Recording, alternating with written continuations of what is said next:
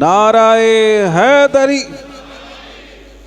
آپ شیر خدا بھی ہیں، داماد مصطفیٰ بھی ہیں، حیدر کرار بھی ہیں اور صاحب ذوالفقار بھی ہیں، حضرت فاطمہ الزہرا کے شوہر نامدار بھی ہیں اور حسنین کریمین کے والد بزرگوار بھی ہیں، میدان خطابت کے شہسوار بھی اور امت کے رہبر بھی، صاحب سخاوت بھی، صاحب شجاعت بھی، عبادت و ریاضت والے بھی اور فصاحت و بلاغت والے بھی، علم والے بھی، حلم والے بھی، فاتح خیبر بھی ہیں اور امیر المؤمنین بھی ہیں۔ غرض یہ کہ آپ رضی اللہ تعالیٰ عنہ بہت سے کمالات اور بڑی خوبیوں کے جامع ہیں اور ہر خوبی میں آپ ممتاز اور یگانہ روزگار بھی ہیں۔ خود نبی پاک صاحب الاولاق صلی اللہ تعالیٰ علیہ وآلہ وسلم نے آپ کے جو فضائل اور اوصاف حمیدہ بیان فرمائے وہ ایک سے ایک بڑھ کر ہیں، لیکن ان فضائل کو بیان کرنے سے پہلے میں آپ سے عقیدہ اہل سنت کو بیان کروں، آپ اپنے ذہن نشین کر لیں۔ اہل سنت و جماعت اس بات پر متفق ہیں کہ حضرت ابوبکر صدیق، حضرت عثمان غنی، حضرت عمر فاروق اعظم کے بعد صحابہ اکرام میں حضرت علی تمام صحابہ میں افضل ہیں، اور حضور نبی رحمت صلی اللہ تعالیٰ علیہ وسلم کی جانب سے اپنی لاڈلی دختر نیک اختر مخدومہ کائنات جنت کی تمام عورتوں کی سردار حضرت سیدہ فاطمہ الزہرا رضی اللہ تعالیٰ عنہا کا نکاح حضرت علی سے کرنا ہی اس بات کی سب سے بڑی دلیل ہے کہ آپ بلند ترین اوصاف حمیدہ سے متصف تھے۔ حضور نبی کریم صلی اللہ تعالیٰ علیہ وسلم کے نزدیک حضرت علی کی کیا قدر تھی، کیا اہمیت تھی۔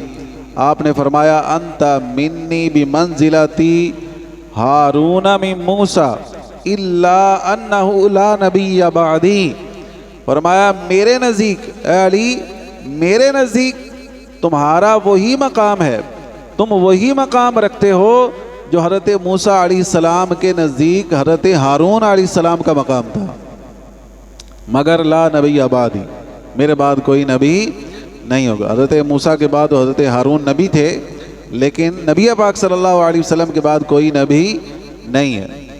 اور حضرت علی رضی اللہ تعالیٰ عنہ کی بات ہو تو مومن کا چہرہ کھل جانا چاہیے، عاشقان صحابہ اور اہل بیت کا چہرہ کھل جانا چاہیے۔ کیوں؟ یہ ایمان کا تقاضا ہے۔ مومنین کے لیے حضرت سیدنا علی المرتضیٰ رضی اللہ تعالیٰ عنہ سے محبت دین و ایمان کا تقاضا ہے، کیونکہ ان سے محبت حضور نبی کریم سے محبت کی دلیل ہے، اور کوئی شخص مومن کہلانے کا اس وقت تک حقدار ہی نہیں جب تک سیدنا علی رضی اللہ تعالیٰ عنہ سے محبت نہ رکھے۔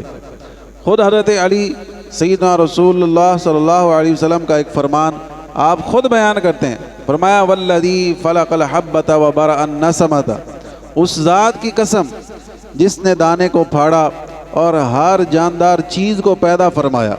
جب بھی کوئی مولا علی اہم بات کہتے نا تو اس سے پہلے یہ الفاظ آپ فرمایا کرتے تھے، والذی فلق الحبۃ وبرأ النسمۃ، اس ذات کی قسم جس نے دانے کو پھاڑا اور ہر جاندار چیز کو پیدا کیا۔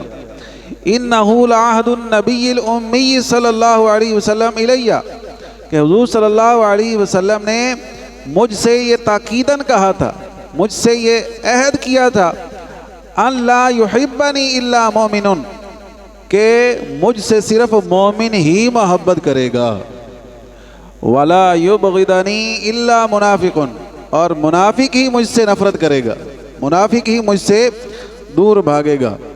تو حضرت علی کی محبت یہ مومن ہونے کی علامت ہے، اور ان کا اگر دل میں بغض ہو تو یہ منافق ہونے کے لیے اتنا ہی کافی ہے۔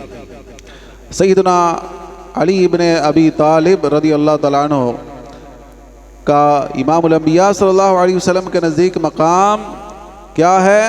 جو نے فرمایا ان علی منی وانا منہ، فرمایا علی مجھ سے ہیں اور میں علی سے ہوں، وَهُوَ وَلِيُّ كُلِّ مُؤْمِنٍ مِّن بَعْدِي، اور فرمایا کہ وہ میرے بعد ہر مومن کا دوست ہے۔ حضور نے فرمایا من کنت مولاہ فعلی مولاہ، فرمایا جس شخص کے ساتھ میں دوستی رکھتا ہوں اس کا علی بھی دوست ہے، جس کا میں مولا اس کا علی مولا۔ سبحان اللہ۔